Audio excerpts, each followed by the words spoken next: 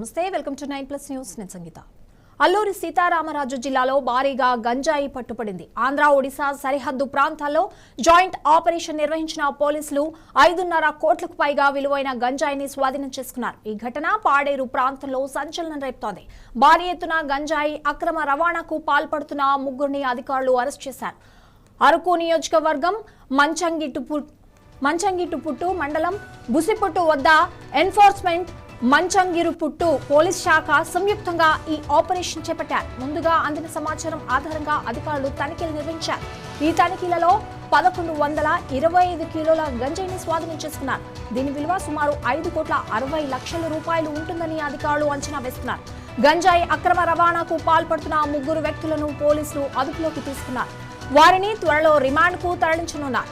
ఈ గంజాయి ఎక్కడి నుంచి వచ్చింది, ఎక్కడికి తరలిస్తున్నారన్న దానిపై పోలీసులు దర్యాప్తు చేస్తున్నారు. 3 అదుపులోకి తీసుకుని విచారిస్తున్నారు.